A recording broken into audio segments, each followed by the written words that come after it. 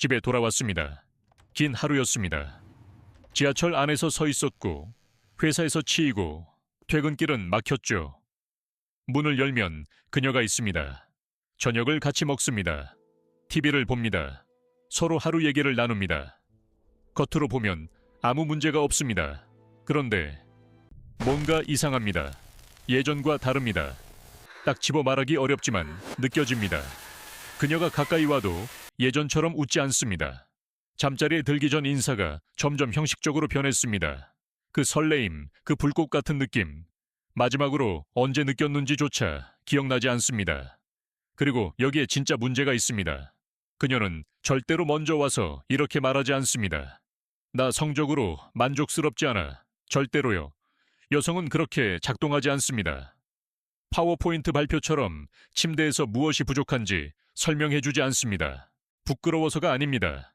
나쁜 의도가 있어서도 아닙니다. 그냥 감정적으로 그렇게 프로그래밍 되어 있지 않습니다. 대신 그녀는 다른 방식으로 신호를 보냅니다. 미묘한 신호들. 대부분의 남자들이 너무 늦게서야 알아차리는 신호들. 저는 수년간 관계의 어려움을 겪는 남성들과 함께 일해왔습니다. 그중 가장 가슴 아픈 순간은 어떤 남자가 파트너와의 성적 연결이 몇 달 전에 이미 끊어졌다는 걸 뒤늦게 깨달을 때입니다. 신호를 보지 못했기 때문입니다. 오늘 저는 여러분에게 그녀가 직접 말하지 않는 8가지 구체적인 신호를 보여드리겠습니다. 그리고 더 중요한 것, 각 신호마다 무엇을 해야 하는지도 알려드리겠습니다. 왜냐하면 행동 없는 지식은 아무것도 바꾸지 못하니까요. 첫 번째 신호. 그녀가 어떤 형태의 신체 접촉도 먼저 시작하지 않습니다. 섹스 얘기가 아닙니다. 모든 것에 대해서입니다. 예전에는 대화하다가 팔을 스쳐 지나갔습니다. 갑자기 목에 뽀뽀를 해줬습니다. 소파에서 아무 이유 없이 몸을 기댔습니다. 이제는 아무것도 없습니다. 완전히 제로입니다. 한 남자 이야기를 해드리겠습니다. 준혁 씨는 이걸 알아차리는데 6개월이 걸렸습니다. 마침내 눈치챈 후 그는 간단한 실험을 해봤습니다. 자신도 먼저 신체 접촉을 하지 않기로 했습니다. 결과는 충격적이었습니다. 같은 집에 살면서 11일 동안 의미 있는 신체 접촉이 한 번도 없었습니다. 장기 연애 연구에 따르면 비성적인 신체 접촉을 자주 유지하는 커플은 상호 성적 만족도를 73% 더 높게 보고한다고 합니다. 접촉은 친밀감의 기본 언어입니다. 그녀가 그 언어로 말하기를 멈춘다면 무언가가 죽은 것입니다. 정원을 생각해보세요. 물을 주지 않는다고 식물이 당장 죽지는 않습니다. 조금씩 시들어갑니다. 그리고 당신이 알아차렸을 때는 이미 말라버린 후입니다. 어떻게 해야 할까요? 작게 시작하되 꾸준히 하세요. 지나가면서 어깨를 터치해보세요. 손을 평소보다 5초 더 잡아보세요. 커피 내리는 그녀 뒤에서 안아줘 보세요. 단, 이것이 성적 전략의 위장이 되어서는 안 됩니다. 의도 없는 진심 어린 접촉이어야 합니다. 하지 말아야 할 것은 기본적인 신체 연결이 끊어진 상태에서 성적 친밀감을 억지로 밀어붙이지 마세요. 두 번째 신호. 그녀가 전에는 전혀 신경 쓰지 않던 사소한 일에 끊임없이 짜증을 냅니다. 수건을 바닥에 뒀습니다. 갑자기 엄청난 문제가 됩니다. 경기 보면서 숨이 너무 크게 쉬어진다고 합니다. 마트에서 뭔가 사오는 걸 깜빡했습니다. 싸움이 시작됩니다.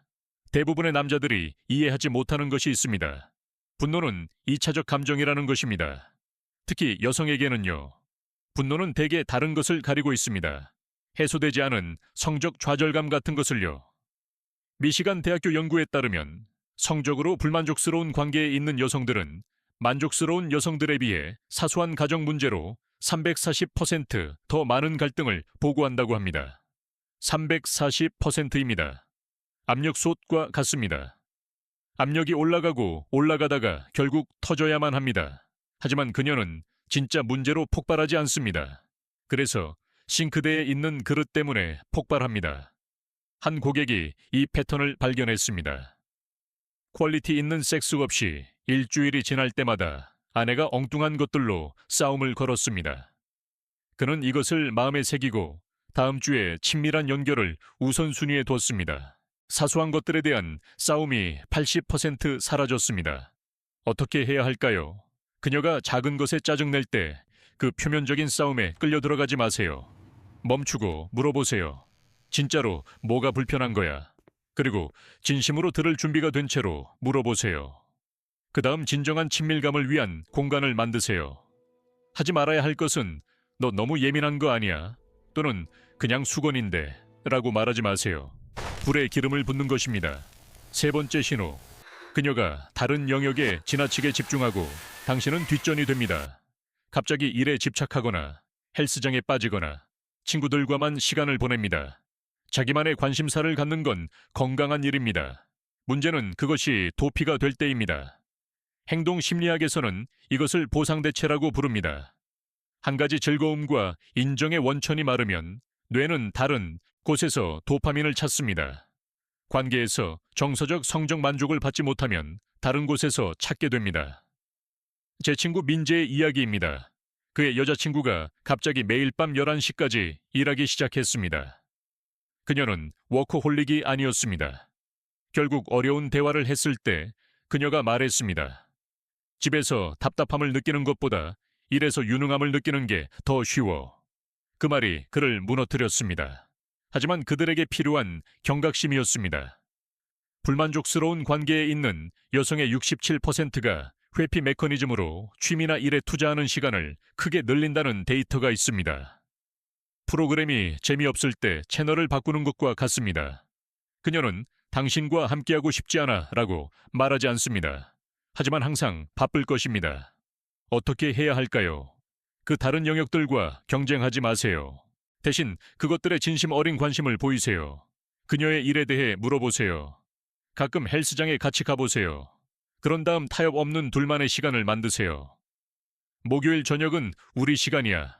핸드폰 없이. 하지 말아야 할 것은 너무 바쁘다고 불평하지 마세요. 더 멀어질 뿐입니다. 네 번째 신호. 그녀가 섹스에 대한 농담이나 언급을 하는데 항상 다른 사람 이야기입니다. 당신과의 이야기는 아닙니다. 드라마를 보다가 야한 장면이 나옵니다. 그녀가 말합니다. 저 남자는 진짜 여자를 어떻게 대해야 하는지 아는 것 같은데, 또는 친구 이야기를 합니다. 남편이 아직도 깜짝 이벤트를 해준다니 부럽다. 심지어 연예인을 보며 저 사람은 실망시키는 일이 없을 것 같아 라고 합니다. 그런 말들은 우연이 아닙니다. 직접적인 대면 없이 유머로 포장된 간접적인 신호입니다. 원하는 것을 말하고 있지만 다른 사람이나 상황에 빗대어 표현하는 것입니다. 한 고객은 아내의 이런 말들을 아무렇지 않게 웃어 넘겼습니다. 패턴을 알아차리지 못했죠. 그러다 아내가 이웃집 남자에 대해 이 동네에서 그나마 로맨스가 있는 집은 저기 아닐까 라고 말했을 때 드디어 이해했습니다. 그녀는 수개월 동안 신호를 보내고 있었던 것입니다. 커플 커뮤니케이션 연구에 따르면 여성의 78%가 직접 대면하기 전에 간접적인 말을 통해 성적 불만을 표현하려 한다고 합니다. 빵 부스러기를 길에 남겨두는 것과 같습니다. 당신이 따라오기를 기다리면서요. 어떻게 해야 할까요? 방어적으로 반응하지 마세요. 대신 그것을 대화의 시작점으로 삼으세요. 그 말 흥미롭네. 우리한테는 뭐가 달라지면 좋겠어. 용기 있게 대화를 시작하세요. 하지 말아야 할 것은 그냥 넘어가거나 빈정거리는 반응을 하지 마세요. 다섯 번째 신호. 섹스가 완전히 기계적이고 예측 가능해졌습니다. 같은 시간, 같은 체위, 같은 시간, 같은 결과. 3년 동안 같은 식당에서 같은 메뉴를 주문하는 것과 같습니다. 기술적으로는 음식입니다. 기술적으로는 배를 채웁니다. 하지만 즐거움은 어디 있습니까? 새로움은 어디 있습니까? 솔직한 진실을 말씀드리겠습니다. 6개월 전과 침대에서 똑같은 행동을 하고 있다면 당신은 실패하고 있는 겁니다. 여성의 뇌는 욕구를 활성화하기 위해 새로움이 필요합니다. 신경과학은 도파민, 즉 쾌락의 신경 전달 물질이 새롭고 예상치 못한 경험에서 분비된다는 것을 보여줍니다. 모든 것이 루틴이 되면 도파민이 떨어집니다. 한 고객이 말해 주었습니다. 아내와의 섹스는 항상 드라마, 끝나고 밤 10시였다고요. 그는 이것이 일관성 있는 심지어 책임감 있는 행동이라고 생각했습니다. 하지만 아내에게는 달력에 적힌 의무였습니다. 그가 패턴을 바꿨을 때, 화요일 아침 다른 에너지로 먼저 다가갔을 때 아내는 나중에 고백했습니다. 몇 달 만에 처음으로 진짜 욕구를 느꼈다고요. 연구에 따르면 장기 연애 여성의 81%가 예측 가능성을 성적 욕구를 죽이는 가장 큰 요인으로 꼽습니다. 어떻게 해야 할까요? 변화를 줘보세요. 시간을 바꾸고, 장소를 바꾸고, 에너지를 바꾸세요. 하지만 가장 중요한 것은 침대 밖에서 이것에 대해 이야기하는 것입니다. 먼저 그녀에게 어떤 판타지가 있는지, 무엇을 시도해보고 싶은지 물어보세요. 하지 말아야 할 것은 동의 없이 갑자기 뭔가 이상한 걸 들이밀지 마세요. 놀라움은 좋지만 동의 없는 충격은 안 됩니다. 6번째 신호. 그녀가 비정상적으로 자주 피곤하다고 말합니다. 피곤해가 그녀의 가장 흔한 말이 됐습니다. 그리고 솔직히 말하면 때로는 그냥 피곤한 것입니다. 한국 여성들은 실제로 엄청나게 많은 것을 동시에 합니다. 일, 집안일, 육아, 자기관리. 그 피로는 진짜입니다. 하지만 그것이 표준적인 핑계가 될 때는 하나의 코드입니다.